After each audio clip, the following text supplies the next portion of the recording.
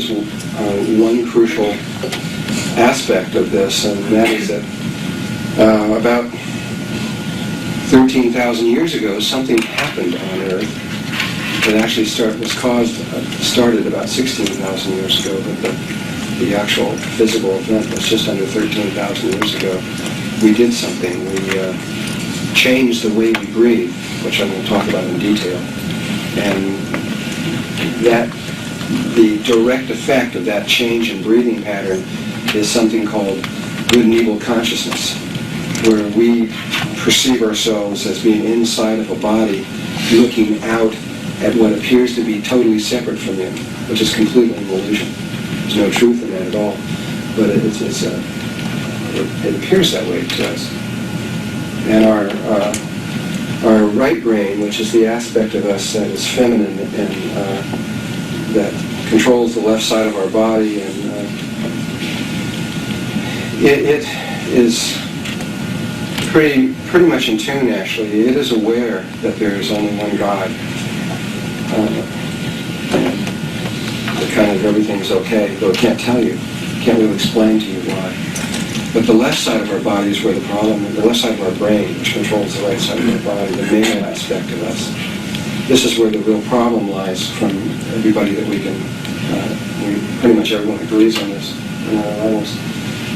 Our left brain, the logical side of us, looks outside of the universe and sees everything polarized, separated.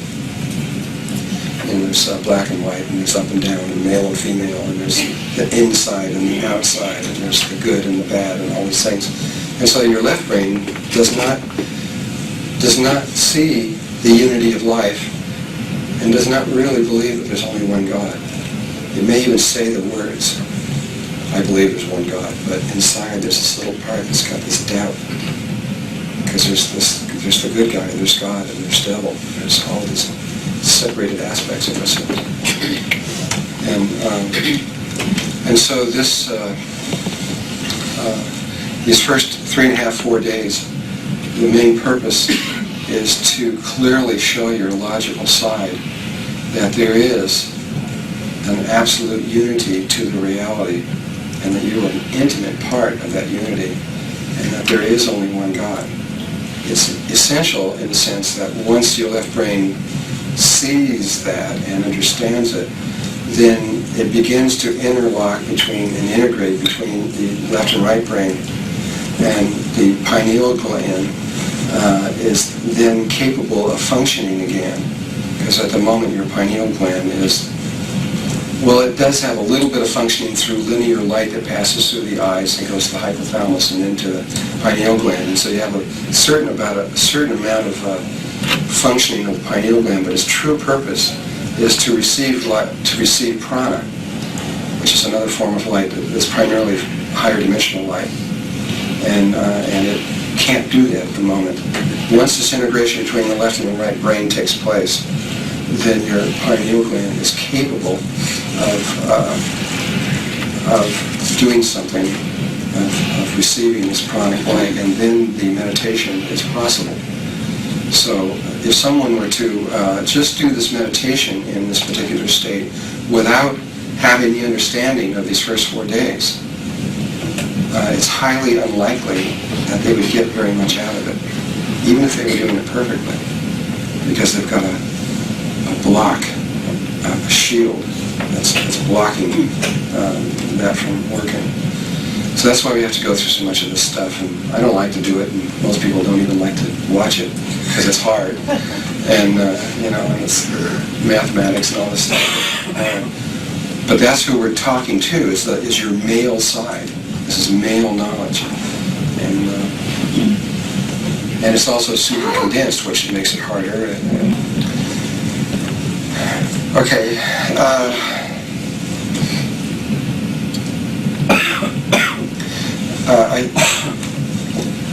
The other thing about this is that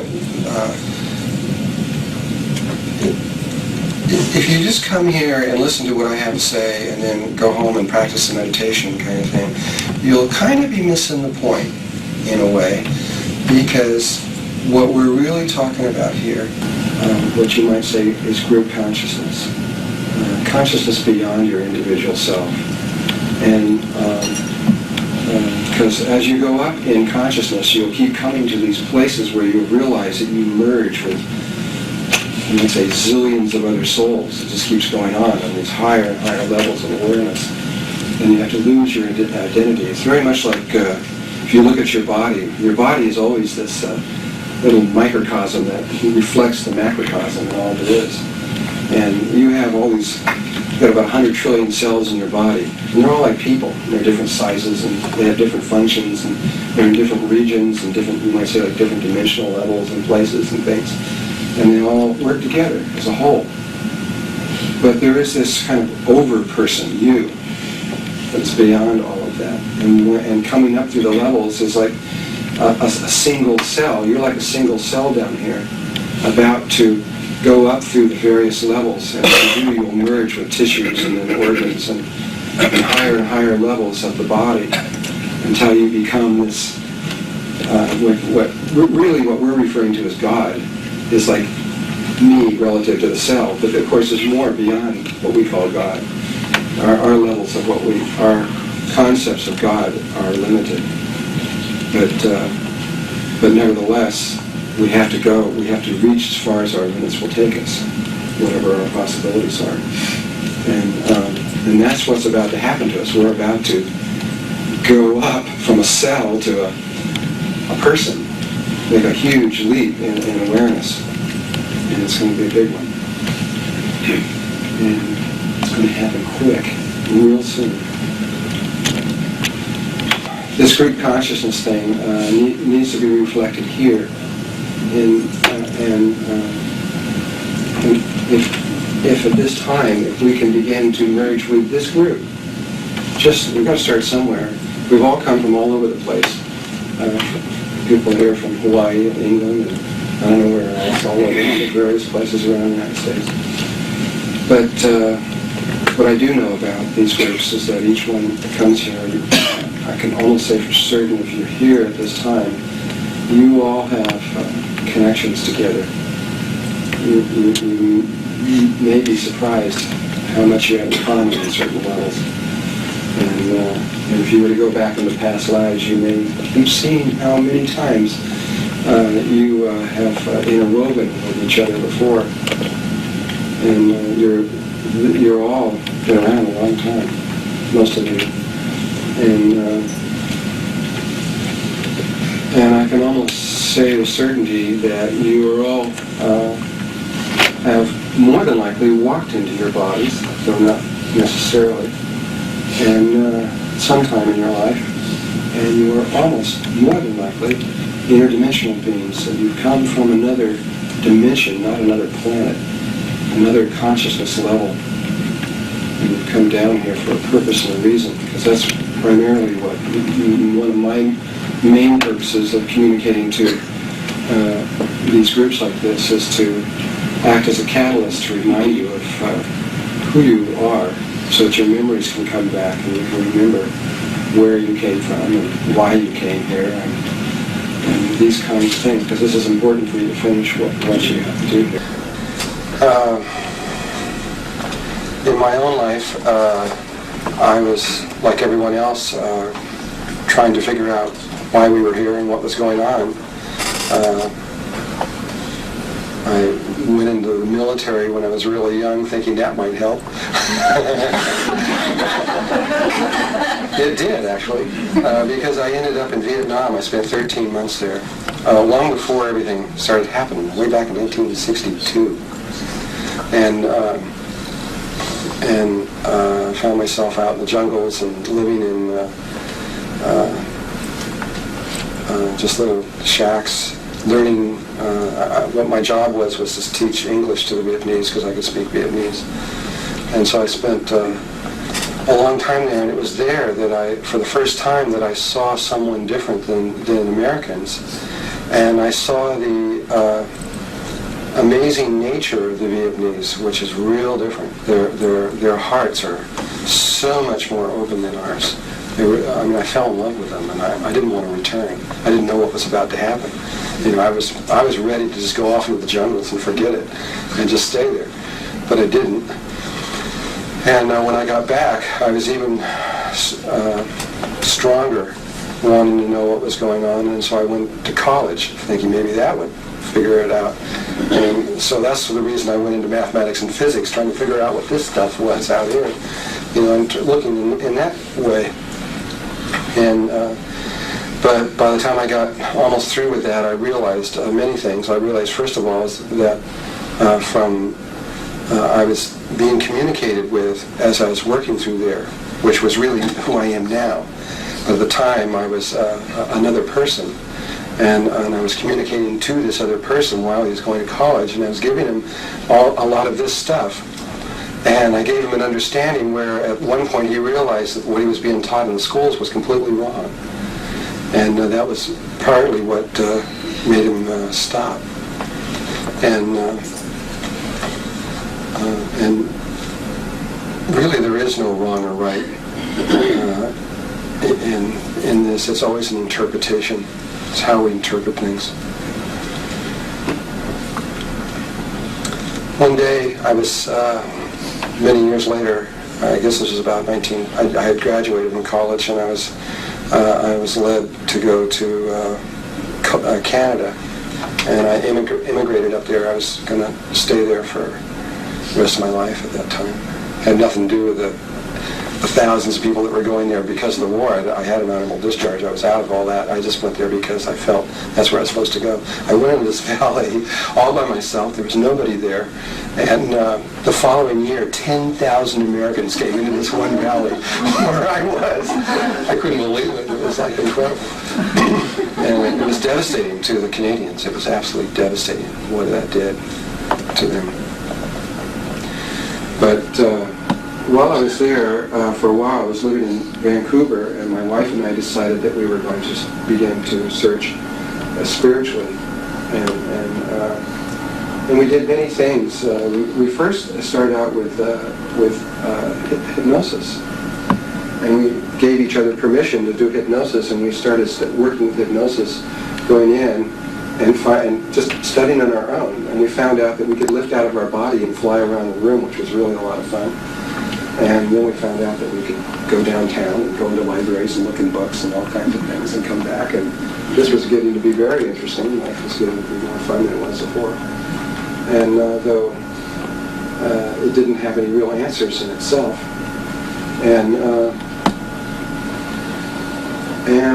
one day, it was actually Yogananda's book, I think, more than anyone else, that got me interested in Hinduism, and I began to study with this particular teacher, and he was teaching us a form of meditation.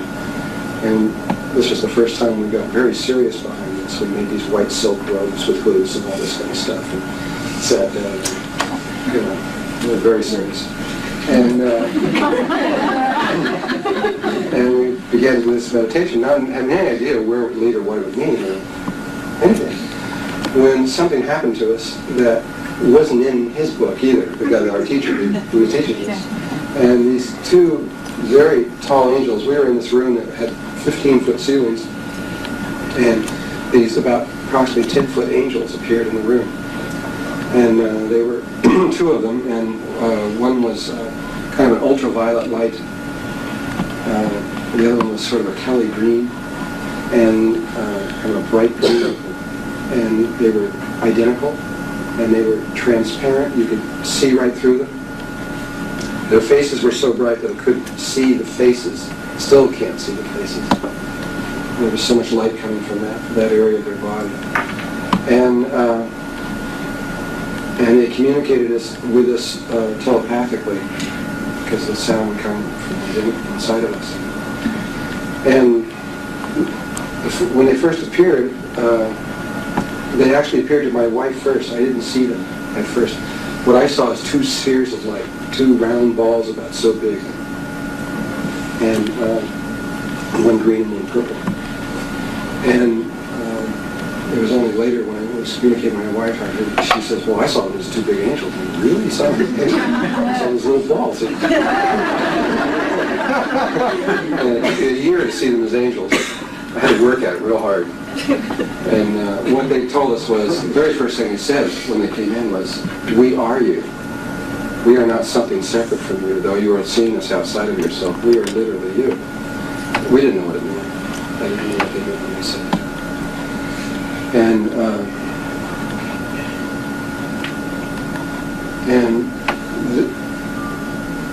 This other thing they said was that they had no form at all. They were formless. But they used form, sphericalness or angelness, as a vehicle of communication, to communicate with us. And so that there was something that could communicate in a polarity world. Though, from their point of view, they had absolutely no form at all. Almost all the teachers, though there probably are some exception, and most of the information has come through these angels in this particular way. In so leading me to all these different teachers, they've led me to just about, well, they led me to all 8 of the major religions. I've been Christian and Jewish and Hindu, and Tibetan and Taoist and Sufi and Muslim, and I don't know what the whole rest are, I can't remember all, but I've spent time in each one of these to understand what they are, and then many of the offshoots. And the American Indians also have been a very, very powerful influence in all of this. And they give me a view from many different towers. And what I've discovered from all of this is they're all the same. Each person or each person's religion says my way is the only way, which is part of the problem here.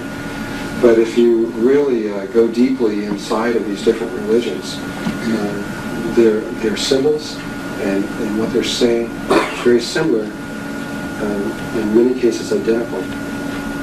Though there's slight different viewpoints, they're still talking about the same thing. They have different names for different stages of awareness.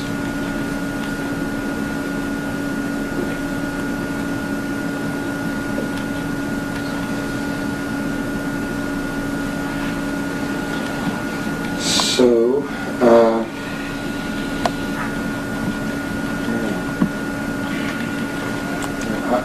in this workshop, I am going to, for the first time, I think, for the first time I'm going to give the entire, I've given little pieces of what happened to me from coming in here. For the first time I'm going to give the entire sequence all the way through. I don't know why I'm doing it, but I think that's going to happen. It's going to be one of the stories. The stories that will be told in all of this, which will be life experiences for me as I interpret them. Most of these stories are going to be outrageous by normal consciousness and normal ways of thinking. If it's too much for you, it's okay. You don't have to believe it. Just take it as a myth or a story or whatever. But do look at its importance in terms of your own life and what it could mean for what we're talking about relative to the subject of this workshop.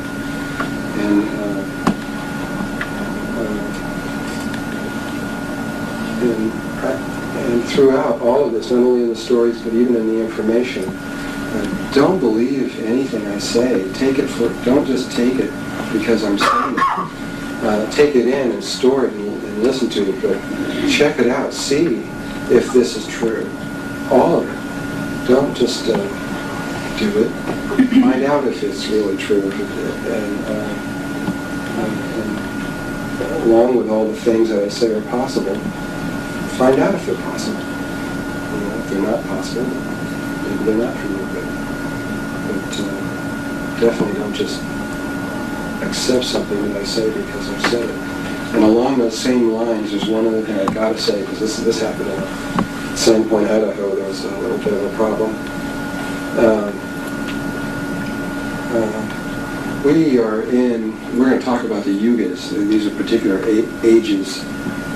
We are in the Dwapara Yuga right now. We just came out of the Kali Yuga, which is the most asleep point in the precession of the equinoxes. And during the Kali Yuga, it is kind of necessary for those people who are a little more awake than the rest of us to keep others awake during that time. And so the student-disciple relationship was created during that time. But that relationship actually ended about 900 years ago. And it's actually really out of it now. We're into a different stage. And the kind of student guru type relationship is dangerous at this point. It doesn't have to be. I mean, you can still have teachers. There's nothing wrong with teachers at all. But only this total dependence on someone is not, though at one point in our history was necessary, at this point in our history is very dangerous. We are about to pass through certain levels of consciousness where there is not going to be anybody else but you and God. But you're going to find it the same at that point. And you're not going to have someone there to ask, okay, what do I do next? You're going to have to learn how to get what you need to know from within you. And you have all knowledge in you. There isn't anything that isn't known anywhere that you don't have access to. And everything you need to know at any moment is always accessible to you. You just need to know how to access that because you've kind of been hit on the head. We're kind of having amnesia and a little bit unconscious at the moment. And so my job is just to be a catalyst for you try to do something very quick and very powerful to try to awaken you to a certain level where from there on in you can not need anybody else but reach within to your own higher self from which you will know exactly what the next step is at moment to moment without having to go outside of your own self. And so I'm no one special, and sometimes I get this from people where they kind of look at me like I'm somebody special. I'm nobody special at all. I'm just another person that right now I'm in the same place you guys are trying to figure out how to get out of here. And I have given up everything that I've had on the other levels to come from the same place that you have. And we're all in this together. And, we're just brothers and sisters. And so it's real important that we don't do that with me or with anyone else. From my point of view, though some wouldn't agree, that Jesus the Christ and a drunk in the gutter are equal. They're exactly the same.